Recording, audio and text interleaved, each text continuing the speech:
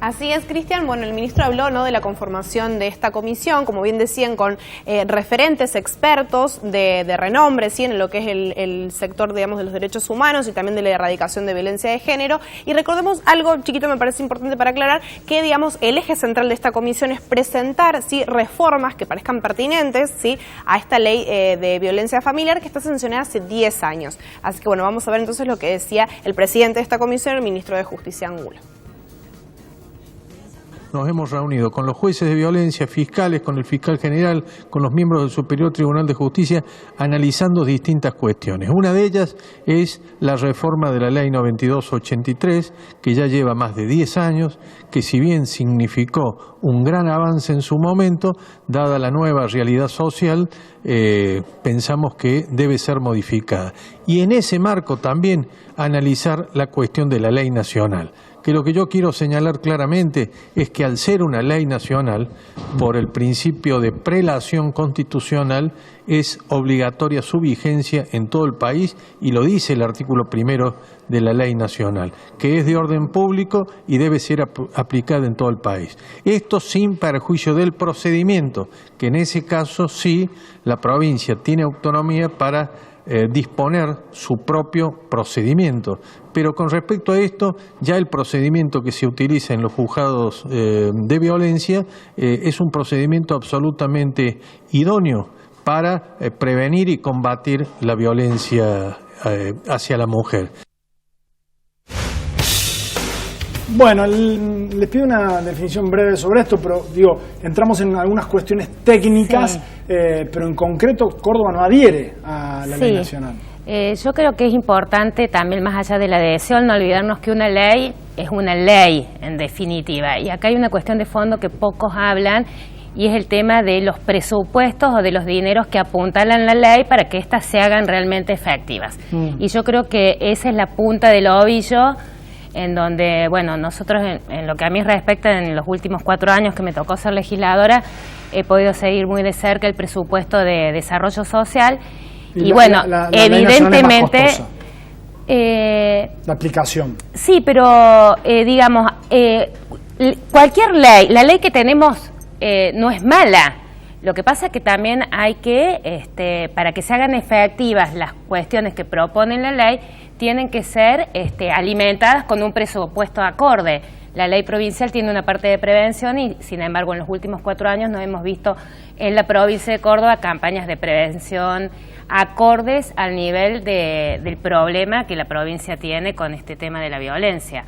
Entonces, creo que ese es un tema que no lo podemos dejar de lado, porque si no, las leyes pueden ser muy lindas, tener criterios muy integradores, pero en la práctica hace falta recurso humano y recurso material para que las cuestiones que proponen las leyes se cumplan en la realidad. Sí, lo cierto es que Córdoba en los últimos años no solamente no adhirió a la ley nacional, sino que no ha tenido políticas verdaderas en materia de violencia de género. O sea, no solamente no hay ley, no hay presupuesto, no hay iniciativa política que pudiera dar respuesta a esto. Digamos, nosotros podemos poner todas las fichas en las intenciones de un ministro que además tiene una trayectoria importante en materia de derechos humanos, pero lo cierto es que este gobierno lleva 16 años de gobierno, ¿está claro? Y que se desmantelan instituciones, se generan otras nuevas instituciones, se desmantela lo que había, y lo que no hay una verdadera política de Estado en materia de violencia de género. ¿Esto va a resolver el problema? No, tampoco lo va a resolver. Hay algo que tenemos que discutir de fondo y que tiene que ver con qué nos pasa como sociedad.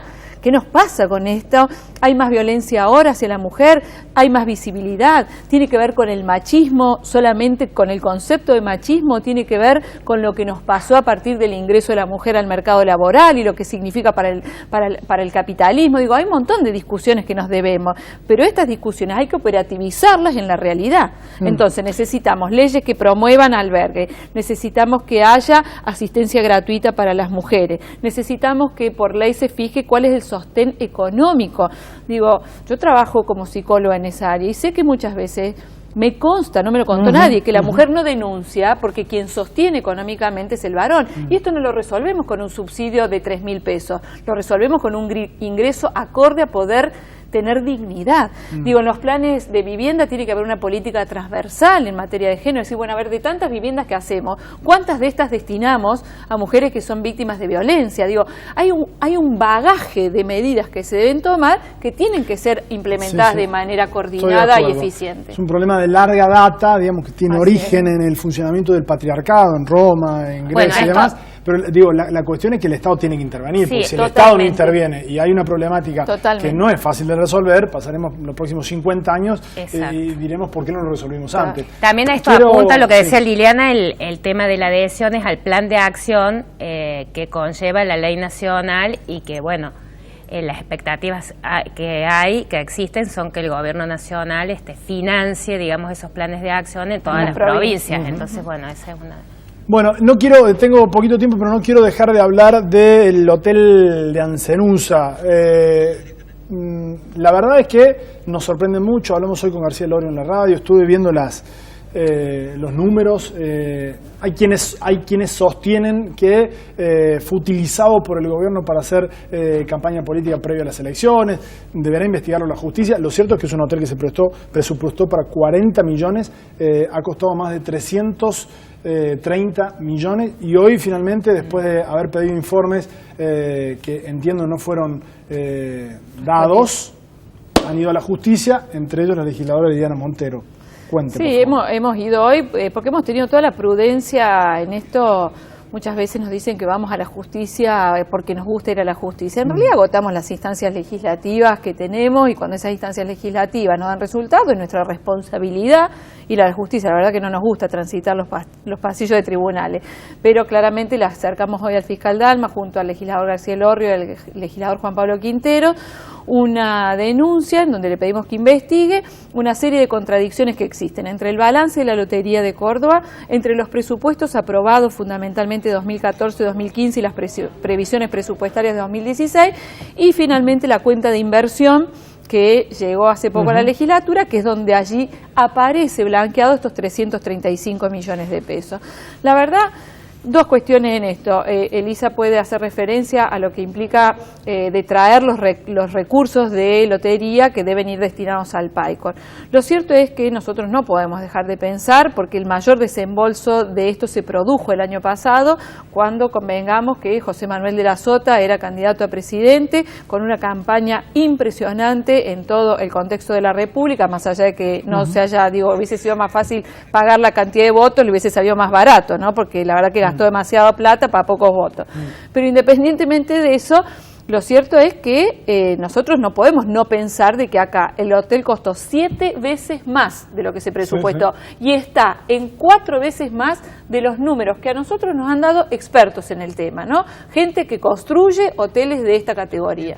Entonces la verdad que es complicado. Estoy sin tiempo, pero le pido 2 segunditos de reflexión sobre esto. Básicamente yo creo que es escandaloso lo que ha pasado con el hotel y más si tenemos en cuenta realmente la poca inversión y las prioridades que se han dado a temas tan relevantes, entre ellos la violencia de género, entre ellos todo el tema de la asistencia o del PAICOR, que bueno, hoy estamos con un recorte muy importante y con muchos chicos que van al colegio sintiendo hambre, como sale un informe este fin de semana. Entonces, bueno, realmente es inmoral.